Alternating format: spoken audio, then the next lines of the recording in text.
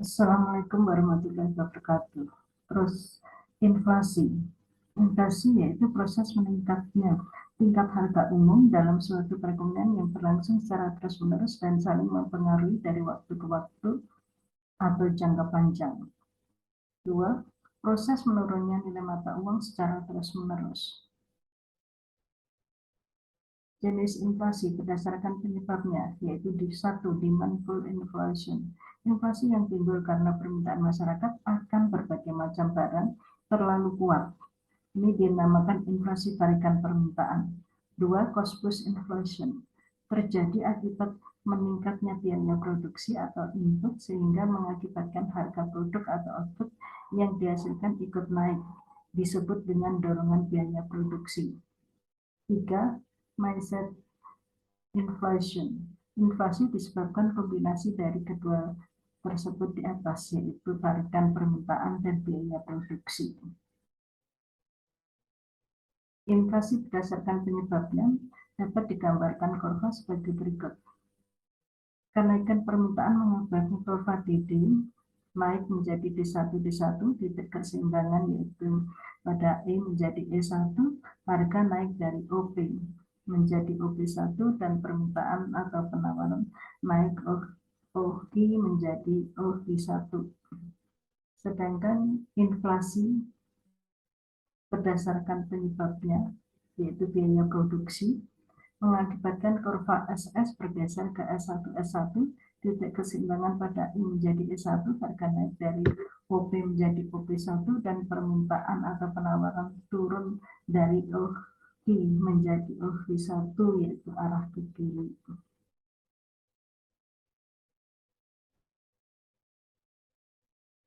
Jenis inflasi, yaitu ada dua, yaitu dari domestik dan dari impor. Satu, yang dari domestic inflation, inflasi yang berasal dari dalam negeri akibat dari terjadinya defisit anggaran belanja yang dibiayai dengan mencetak uang baru dan gagalnya pasar yang berakibatkan bahan makan mahal.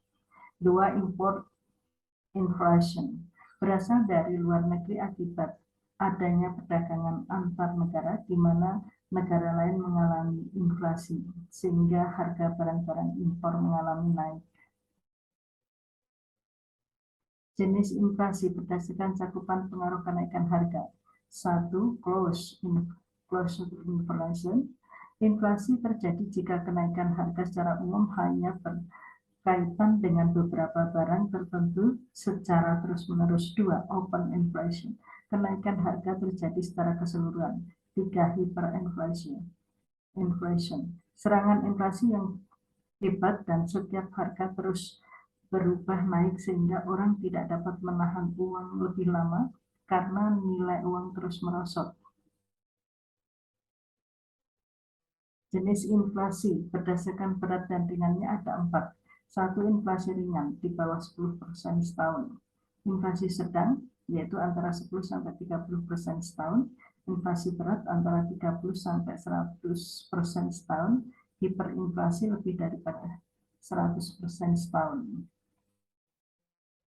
Teori inflasi, diantaranya 1. Teori kuantitas.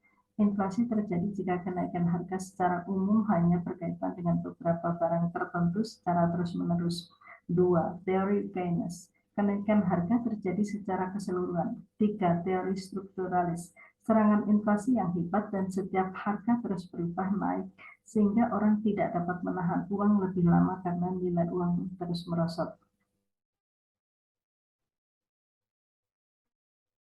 Kebijakan mengatasi inflasi, yaitu dengan 1. Kebijakan moneter, kebijakan yang berkenaan dengan turun naiknya jumlah uang yang beredar. 2. Kebijakan fiskal, kebijakan yang berkenaan dengan penerimaan pengeluaran pemerintah. 3. Kebijakan non-moneter dan non-fiskal atau real, kebijakan yang berkenaan langsung dengan masyarakat dan pengusaha, yaitu sektorial. Kebijakan moneter ada 4, diantaranya politik diskonto atau suku bunga, menaikkan atau menurunkan tingkat suku bunga.